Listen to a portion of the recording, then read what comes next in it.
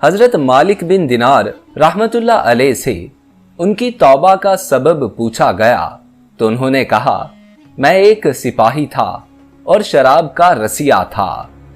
मैंने एक नफीस बांदी खरीदी और वो मेरे दिल में खास मुकाम की मालिक बन गई।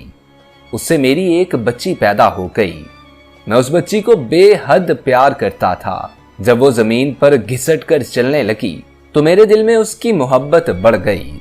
वो मुझसे मानूस हो गई और मैं उसके सामने जब शराब लाकर रखता तो वो आकर खींचा तानी करके मेरे कपड़ों पर शराब बहा देती।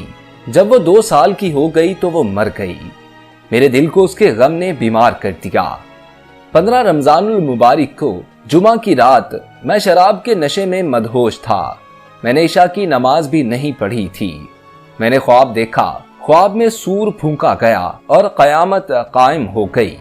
मुर्दे कब्रों से उठाए गए और तमाम मखलूक जमा हो गई। मैं भी उनमें था। मैंने अपने पीछे से आहट सुनी। मुड़कर देखा तो एक बहुत बड़ा अजदहा है, काले रंग का, आंखें नीली हैं, मुंह खोले मेरी तरफ दौड़ रहा है। खौफो दहशत के मारे मैं भागा। रास्ते में एक सुथरे लिबास वाले शख्स के पास से गुजर हुआ। मैंने सलाम कहा। उसने जवाब दिया। मैंने कहा, बाबा मुझे इस अजदहे से पनाह दो, तुझे अल्लाह ताला पनाह देगा। वो बूढ़ा रोने लगा और कहा, मैं कमजोर और ज़ईफ हूं और ये अजदहा जबरदस्त है, मेरे बस में नहीं। आगे चलो और भागो, शायद अल्लाह ताला तेरी निजात की कोई सूरत बना दे। मैं आगे भागने लगा और एक बुलंद जगह पर चढ़ गया। उधर से मैंने जहन्नुम के तबकात को झांक कर देखा। उनकी हौलनाकियां देखी।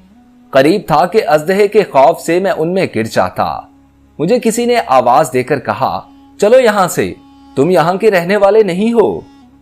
मैं उसकी बात से मुतमईन हो गया और वहां से वापस लौटा तो अजदहा मेरे पीछे था।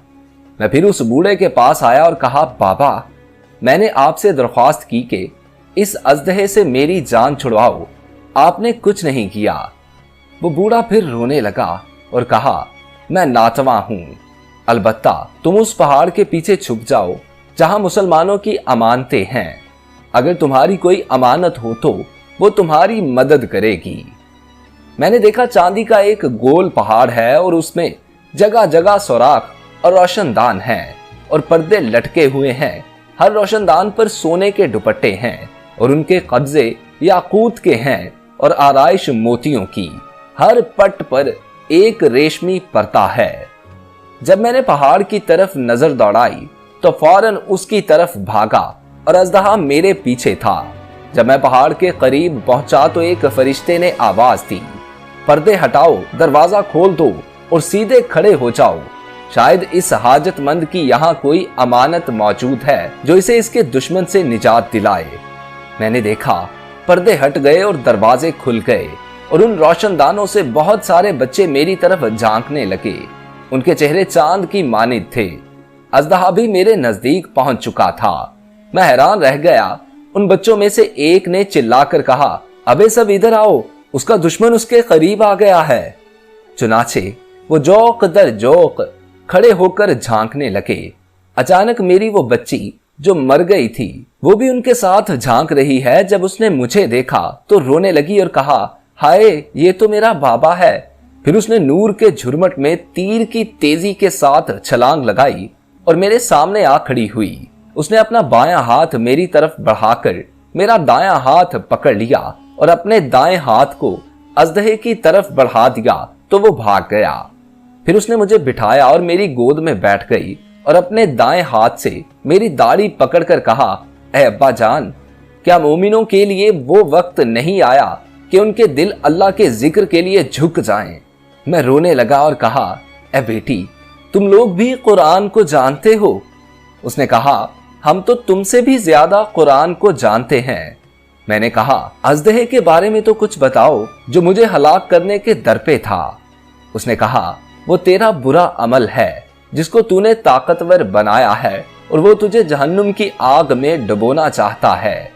मैंने कहा, उस बूढ़े के बारे में बताओ जो रास्ते में मिला।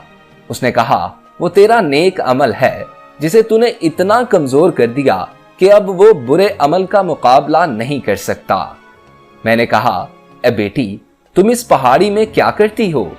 اس نے کہا ہم سب مسلمانوں کے بچے ہیں، ہم یہاں قیامت تک رہیں گے، ہم لوگ تمہارے انتظار میں ہیں، جب تم آؤ گے تو ہم تمہاری سفارش کریں گے۔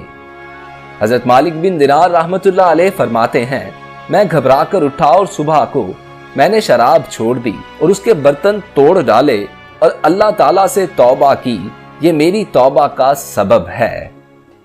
حاصل واقعہ یہ ہے کہ معلوم ہوا کہ اولاد اگر بچپن میں فوت ہو جائے تو مایوس نہیں ہونا چاہیے، بلکہ اللہ کی مرضی پر راضی رہنا چاہیے، کیونکہ یہی نابالغ اولاد آخرت میں کام آنے والی ہے، جیسا کہ اس واقعے میں سبق ملتا ہے۔